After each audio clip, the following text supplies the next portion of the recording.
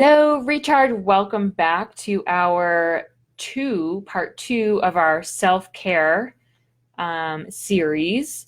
I'm Sarah Nolan, and I am kind of the self-care expert. This is something that has been a real struggle for me in the past. I mean, when the first 30 years of my life, I practiced self-neglect and self-dread and self-hatred at times. You know, it all just had to do, there's a whole story behind it that I can share at another time. But I went through quite a journey to get to a place where self-care is one of the top priorities in my life. And I like to be able to help my clients learn how to make it a higher priority in their life too. And in episode one, we talked about why it's so important to make self-care such a high priority. And oftentimes, or you could say most of the time, self-care should really be number one because you are number one. And by you making yourself number one, it allows you to show up in even stronger service for the other people in your life. So today, we're going to be talking about some questions that you need to ask yourself before even worrying about, like, what do I do for self-care? You know, a lot of people feel overwhelmed, feels like this never-ending task list of things that they should be doing for their self-care. They've heard that they should be sleeping a certain number of hours, following a particular diet, eating a certain number of times a day, taking breaks, taking vacations, breathing a certain way, exercising a certain way. There's all these things that everybody says we should be doing. Everybody seems to contradict themselves with these suggestions. And so sometimes it feels easier just to do nothing. And that's what a lot of people do. That's what I did for many years. Or I would start out with this awesome self-care routine, and then I would let go of it. I would stop doing it. I was never able to be consistent. And part of that was because my beliefs were not in alignment with true self-care. I didn't actually deserve I didn't believe that I deserved to take care of myself as a divine woman, as a divine being. And I had to get my beliefs in alignment for me to actually look forward to, really cherishing myself and taking care of myself as I truly deserve. So I had to upgrade my beliefs. And I also had to ask myself these three questions, and I actually came up with some more questions too. As I said in the video yesterday, I can talk for like 3 days just on this one video topic we're doing today. But we're gonna do the what we have time for today. So I'm going to share with you these three questions, and I want you to reflect, and I'd love for you to write down, if you have a notebook nearby or like on your phone or something, just write down your answers so you can come back to them later. It's really good self-awareness. So the first question to ask when you're even thinking about self-care is, what do I want to feel? What do I want to feel? Do I want to feel peaceful? Do I want to feel happy? Do I want to feel fulfilled? Do I want to feel energized? Do I want to feel healthy? Think about some really strong words that trigger you emotionally, ways that you want to feel. And that might be a little bit hard for some of you because you're so used to people telling you how you should feel. But this will be if that's the case for you, this will be a really good exercise for you to come back to and really put some time into thinking about, what do I really want to feel? And know that you deserve to feel whatever you want. Some of that might feel out of reach for you, but I just want you to know it is not out of reach for you. No matter where you are right now, you can have those feelings, especially when you follow this plan that I'm giving you over this next week with self-care. So that's the first question. And the next question is, what are your wants?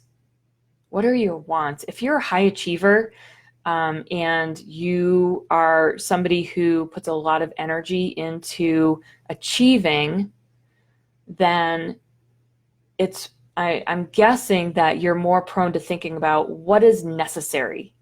What is necessary to reach the end game? What's necessary to get the results, right? But we have to also, this is part of self-care. This is part of taking care of ourselves at the highest level, is thinking about, what do I want?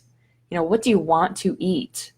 What do you want to do in your spare time? What direction do you want to take your business? There's no one right or wrong way. You can do whatever you want, as long as, if you pick something that you're passionate about, then you're going to have the natural drive to be consistent and be persistent in a way that helps you to achieve more than you could possibly imagine doing something that you felt like you had to do. So think about, what do I want from my business? What do I want from my body? What do I want in my relationships? How do I want to feel? Just jot down a few answers. And I would love to hear in the comments one or two things that come up for you while you answer these questions. Number 2 is, what are my values? What are my values? And this may take a little bit of time too, or it may be, right on the tip of your tongue. Your values are going to be the things that you stand by. Your values are going to be like the non-negotiables. And this is how we set our boundaries, by staying in alignment with our values. And we talked about boundaries yesterday in part 1. And those boundaries allow you to hold the space for yourself and take the time, carving out the time to really take care of yourself. So you got to think about, what are your values? And I would love for you to share some of those things in the comments. Okay. And number 3, I guess we're kind of off of the numbers at this point, because I added some questions in. But what are your needs? And I'm not talking about your basic needs to survive. I'm talking about, what are your thriving needs? Like, what kinds of people do you want in your life? What kind of people do you need in your life in order for you to feel the most fulfilled? And this again goes back to setting those boundaries and the non-negotiables. Your needs are non-negotiables.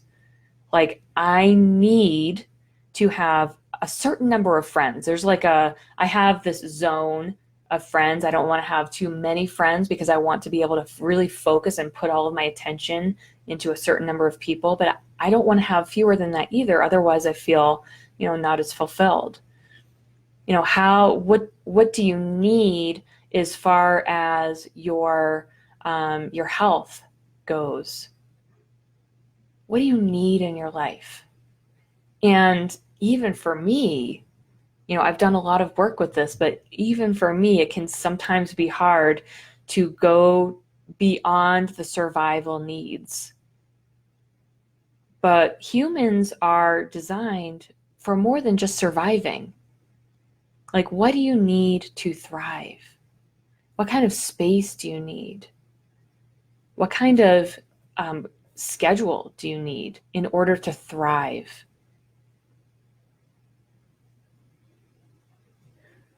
So Danielle is wondering, what's the difference between a want and a need in this list? A want, it's, in a way, it's the mindset behind it, but it's also, a need is a non-negotiable. A want is something that's like, oh, that'd be really nice to have. It's kind of an extra thing. And then a need is a non-negotiable, and we're going for thriving. So have that in mind as you answer these questions. And in a way, they're kind of all the same thing, but it's helpful to go through the thought process of starting out, okay, what do I want? Because for a lot of people, it's hard to it's hard to answer one versus the other. So it kind of gets your brain to work in different ways. And with all of these, remember, we're looking at, what do I want as my thriving self? What do I need as my thriving self? What are my values as my most thriving self? Because that is our aim. We don't want to aim too low. And it's interesting. We tend to aim really high financially and with our career, but then we aim like so low when it comes to the quality of our life. It's like, oh, I can deal with, being 20 pounds heavier than I'd like to be. I can deal with, living on coffee every day. I can deal with requiring a couple glasses of wine at the end of the day. I can deal with those things. But the goal here is not to deal with our lives. Our goal here is to really thrive and be the creators of our lives, and let go of any limitations. Sometimes it feels like it's just too overwhelming. Like how is that even possible to not need coffee? I mean, I think of like the Dunkin' Donuts commercial, America runs on Dunkin's. Like that's such the belief. And if you genuinely love coffee, I'm not trying to make you like tell you to quit drinking coffee, but if you're somebody who just, it's noon and you've already had 6 cups of coffee and you feel like crap, it's like you deserve so much more than that. And there's so much more available to you, and you don't have to sacrifice anything. That's the funny thing about this, is you don't have to sacrifice. It's just about how we're directing our energy. So I'm just going to repeat these questions again. It starts out with, what's your intention for yourself? Now's the time this is the least selfish thing you can do, but we think of it sometimes as being selfish. Now's the time to just focus on yourself for a minute. What is your intention for yourself? And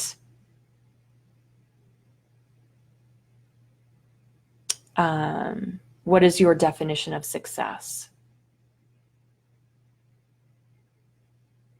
And how do you want to feel? What do you really want?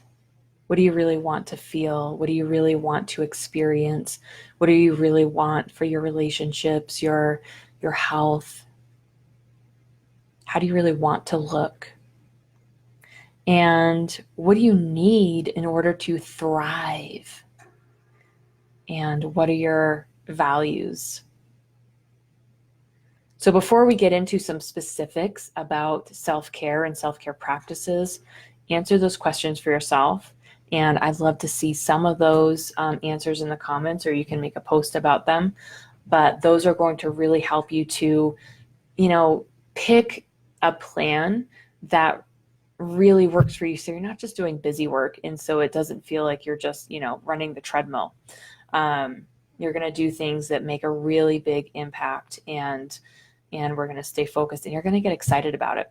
So thanks for joining me today. This was part 2 of 5 of our self-care series about some questions that are the most important questions to ask before you even start thinking about, what to do to better take care of yourself and get healthier and be happier and more fulfilled. All right, guys, thank you so much for joining me. I will talk to you tomorrow.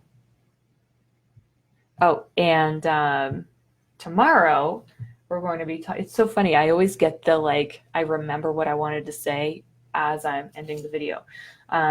So tomorrow we're going to talk about why you have been neglecting your physical, emotional, and spiritual needs in the past.